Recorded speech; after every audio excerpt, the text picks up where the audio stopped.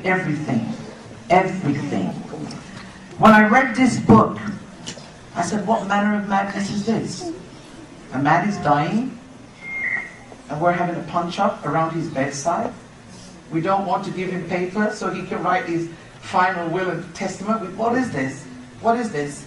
I start reading. I said, what on earth is this? This is not how you treat the dying. Hold on, because I didn't even realize how great Muhammad really was. All I knew that his name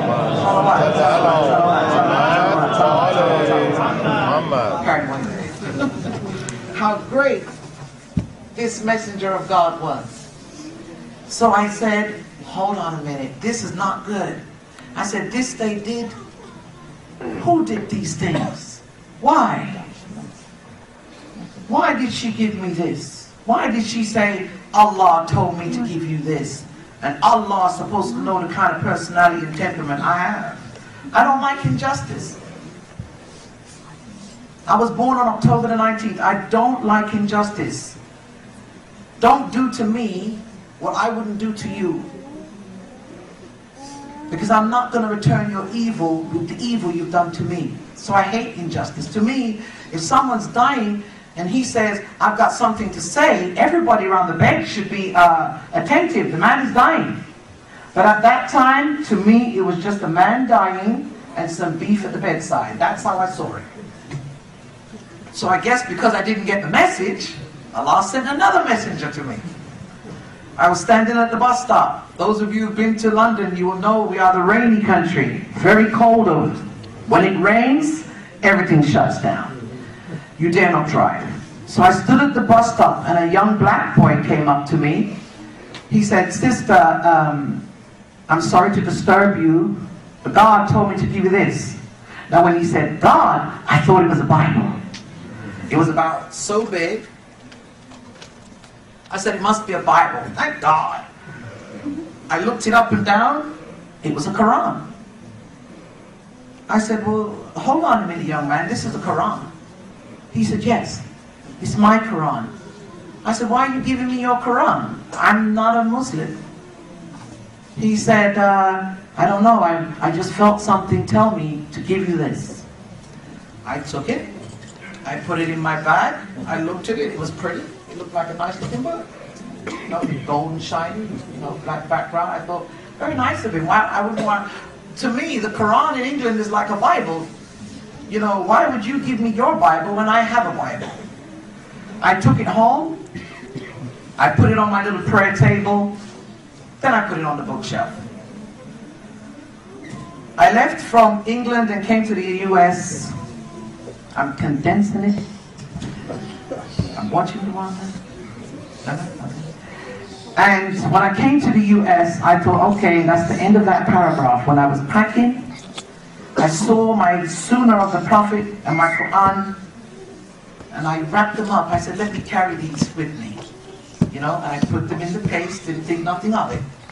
Put them with all my other books. I had a suitcase full of books coming to America.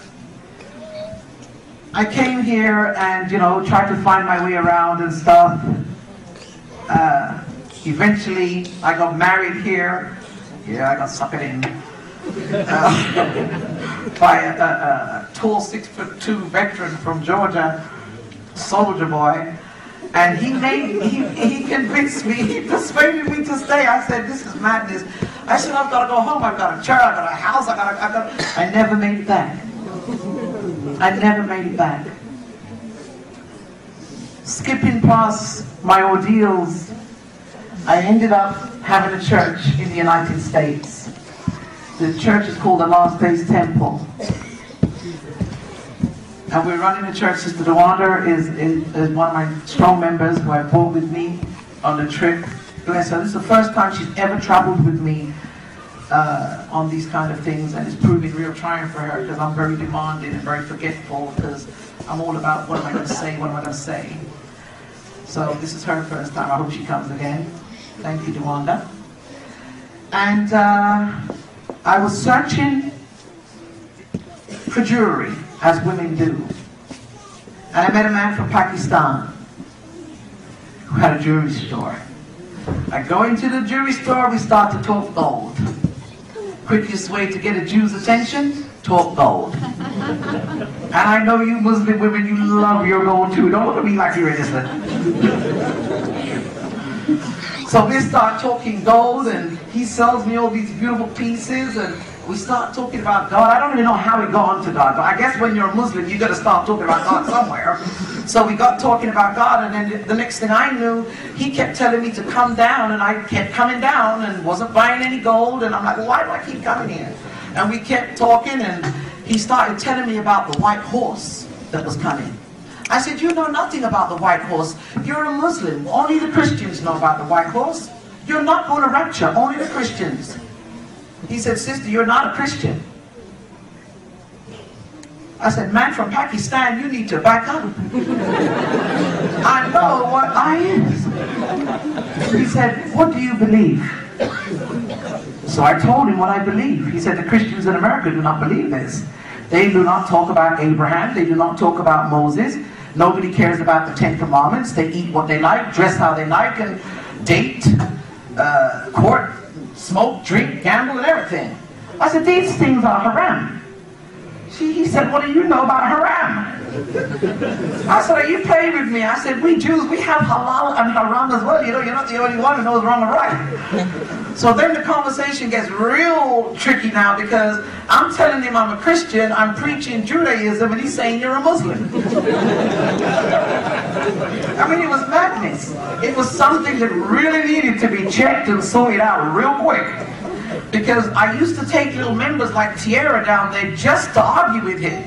I thought I could win him. But each time he kept saying to me, you don't really know who you are. He said, you think you're a Christian. I said, oh my goodness, I'm going to knock him out. I said, my brother, I am telling you, we'd be there all day. The Muslim ladies would come in and they speak the language, you know, real fast.